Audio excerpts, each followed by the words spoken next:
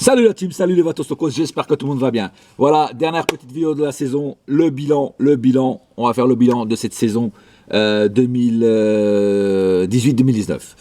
Alors le bilan de cette saison est pour moi catastrophique. Catastrophique dans le sens que, bon, on a bien commencé, c'est vrai, on a démarré sur les chapeaux de roue en turbo.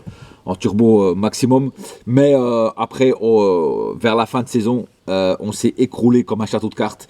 Les joueurs n'étaient plus motivés, voilà. Et puis cette défaite contre Manchester United, elle reste encore toujours là contre l'équipe C de cette équipe là. Franchement, c'est inadmissible par rapport aux joueurs qu'on a. Voilà, je vous dis franchement. Donc une année complètement, pour moi, une année ratée parce qu'on a gagné que le championnat.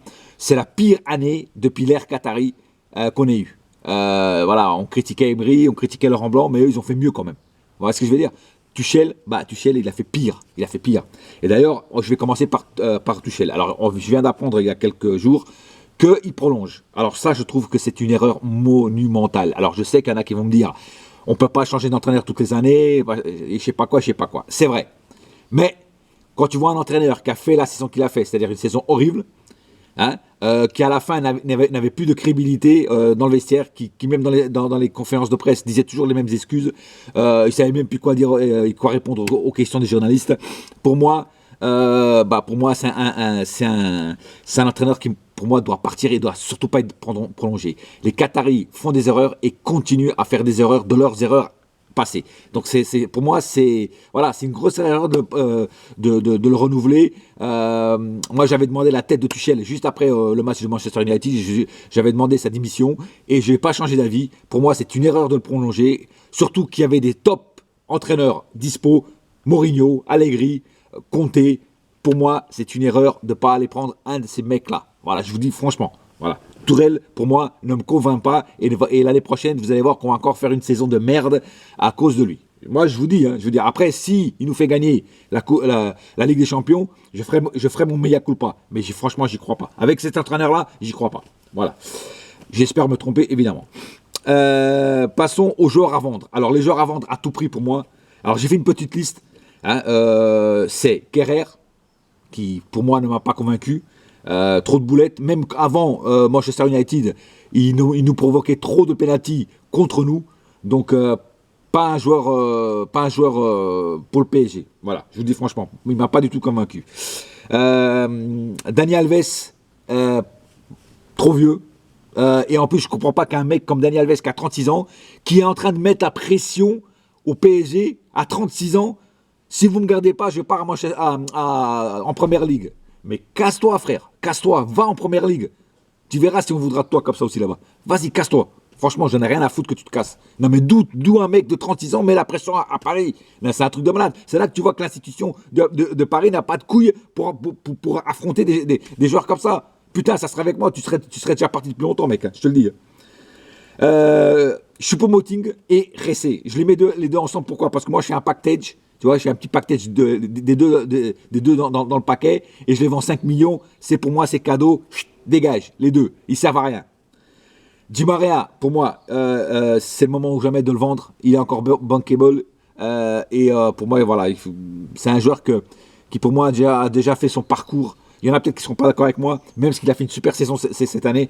Mais Di Maria, pour moi, je le remplace par des joueurs plus offensifs, encore plus percutants, comme un João Félix, par exemple, qui est beaucoup, qui est un gamin de 19 ans, qui est en crescendo, quand Di Maria, lui, il va plutôt en décrescendo. Voilà.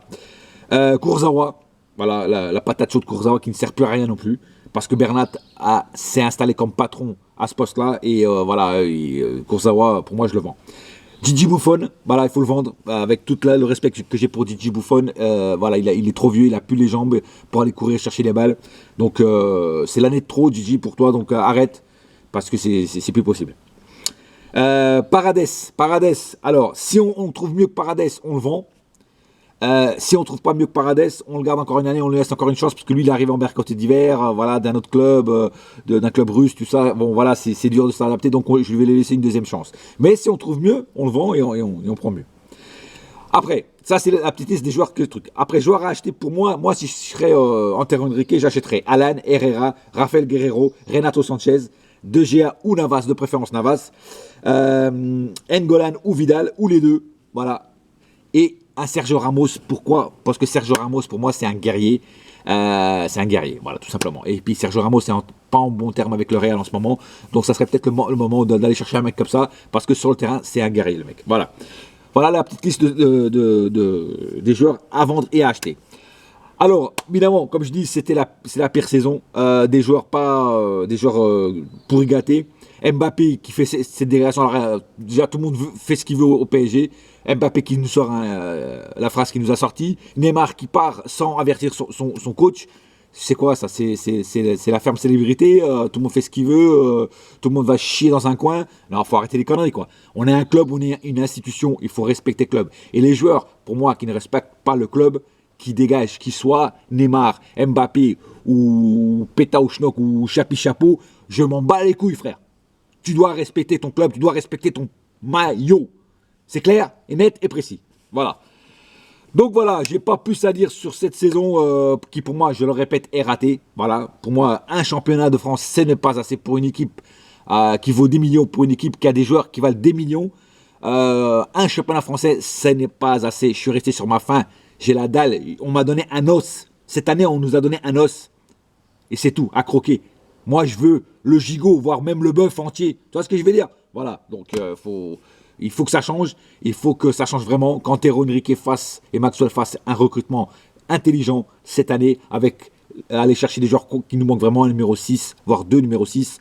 Voilà, et un gardien top player. Voilà, des postes vraiment qui nous manquent et des joueurs qui mouillent le maillot. Voilà. Comme Bernat qui est venu du Bayern, et ben le mec il avait la faim, il avait vraiment faim et il l'a prouvé. Voilà. Pas plus à dire sur cette vidéo de bilan. Voilà, c'est ça, c'est le bilan du PSG, c'est cette année, c'est comme ça, c'est une année de merde. Il faudra s'y faire. Voilà, pour moi c'est tout pour cette année. J'espère que vous avez aimé mes débriefs. L'année prochaine, rendez-vous l'année prochaine pour de prochains débriefs. Alors l'année prochaine, je ne ferai pas de vidéos de pré-match. Je ferai juste des vidéos de pré-match, d'avant-match pour la Ligue des Champions. Voilà, c'est tout. Pour les matchs de Liga, je n'en ferai pas, à part peut-être pour Marseille, parce que j'aime bien me foutre dans la gueule des Marseillais. Donc peut-être que j'en ferai un spécial pour les Marseillais. Voilà. Sinon, je ne ferai pas de vidéos d'avant-match pour les matchs de Ligue 1, juste pour les matchs de Ligue des Champions. Et sinon, évidemment, mes débriefs d'après-match, ça, j'en ferai dès que je peux voir les matchs, dès les jours où je ne tafferai pas, car je ne peux pas voir tous les matchs à cause de mon taf et de ma vie professionnelle. Sur ce, je vous souhaite à tous de bonnes vacances d'été. Profitez bien, car elles passent très vite. Rendez-vous l'année prochaine pour de nouvelles aventures. Je ferai des lives sur Facebook, sur Insta et peut-être aussi même sur YouTube. Mais des vidéos débriefs, ça sera que l'année prochaine. Voilà, sur ce, je vous embrasse tous très fort. Et n'oubliez pas une chose, un seul cœur, un seul club, c'est Paris ma gueule. Yes my friend. Et la saga continue l'année prochaine. Voilà. Bisous bisous à tous. Ciao ciao. Yes.